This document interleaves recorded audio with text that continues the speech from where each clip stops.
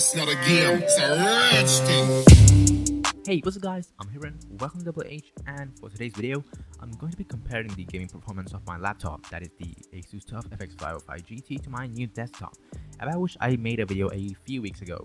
You can check that out if you want for more specifics. But basically, it has an RTX 3070Ti and a Ryzen 5 5600X. The intention of this video is to showcase the jump in performance I've been experiencing in gaming lately. And to be honest, I really didn't notice until I went back to my laptop. I can't play on it again. I've been spoiled for life. Before I start with the comparison, here's how I'm comparing the games. For each game, we will be testing out 3 graphic levels, which depends on the game.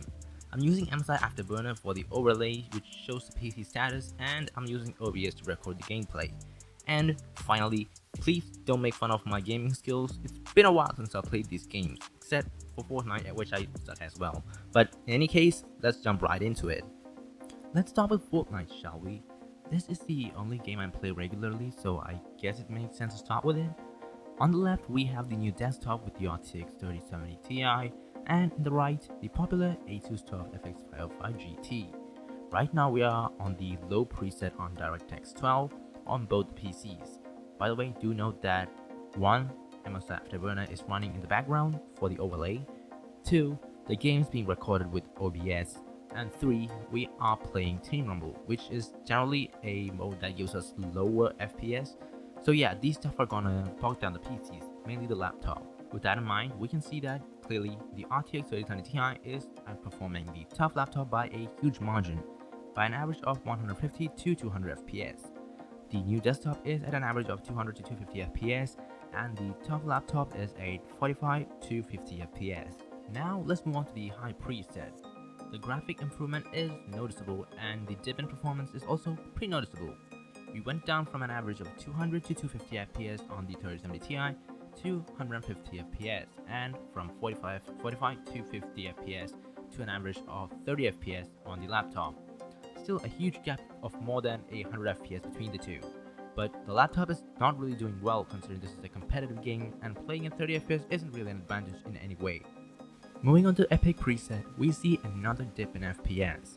The average FPS has moved from 150 to 110 FPS on the RTX 3070 Ti and from 30 to about 25 FPS for the laptop.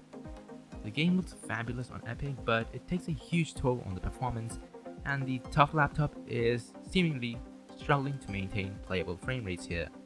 That's it for this game. Let's move on to the next one. Next up, we have Control, which, by the way, if you haven't played, is an awesome game and I'd highly recommend it. Also, the game was a lot choppy on the Asus TUF, even though we were getting pretty good frames, and I couldn't for the life of me figure out what was wrong. But in any case, we are now at the low preset for the game and averaging about 80 FPS on the 3070 Ti and about 50 FPS on the Asus TUF laptop. Let's move on to the next graphic setting. Next, we're at the medium preset and we're getting better textures, effects, but also the average FPS has dropped from 80 to 70 FPS on the RTX 3070 Ti and from 50 FPS to 30 FPS on the TUF laptop. The choppiness is getting worse as the fidelity increases, but bear with me guys, this is the only game which had this problem. Now we're at the high preset for Control. The 3070 Ti is maintaining an impressive average of about 65 FPS, and do remember, this GPU can make use of DLSS, which drastically increases the FPS. Also, by the way, this game is running at 1440p rendered in 1080p on the 3070 Ti, since I couldn't set it at 1080p because of some scaling issue. So keep that in mind. The TUF, on the other hand, has an average of about 25 FPS, which is fine I guess for a non-competitive game. Next game on the list is Watchdogs 2. Like I said before, because of some scaling issues, the 3070 Ti is running the game at 1440p and the TUF in 1080p. We're on the low preset right now and averaging about 180 FPS on the 3070 Ti and about 45 FPS on the TUF laptop. Now we're at the high preset and we have dropped down from 180 to 80 to 100 FPS on the 3070 Ti and from 45 FPS to about 45 FPS. Basically no change, probably because of some kind of bottleneck. Now at Ultra preset, we've dropped from 80 to 100 to basically 80 to 100, change in case of the 3070 Ti, and from 45 FPS to 30 FPS in case of the top laptop. That's it for Watchdogs 2, and moving on to Assassin's Creed Odyssey. Right now, at low preset, the 3070 Ti is able to put out around an average of 100 FPS, and the Asus TUF an average of 35 FPS. The colors might be a bit weird on the 3070 Ti because of HDR, pay no attention to that. Now at the high preset, the 3070 Ti's FPS has dropped from an average of 100 FPS to 80 FPS, whereas the TUF has gone from 35 FPS to 28 FPS. Finally, at the Ultra preset, the Asus TUF is struggling a lot and has dropped from 28 FPS to an average of about 18 FPS, while the 3070 Ti is putting out a cool 65 FPS average. That's all for Odyssey. Now let's move on to Cyberpunk. Cyberpunk is a pretty demanding game, especially if you add in the ray tracing settings. Therefore, we can see that the top laptop is already sitting at a low average of 35 FPS.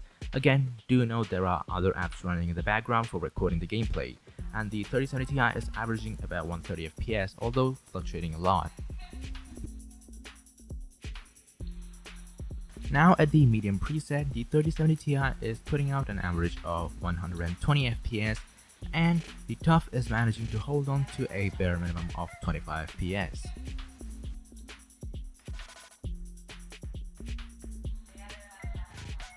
At the Ultra preset, the 3070 Ti is rocking an average of 80 FPS, while the Asus TUF is trying its best to maintain an average of 18 FPS. By the way, if you haven't noticed, both the systems are running at 1080p in the game, and this game doesn't seem to have any problem with scaling.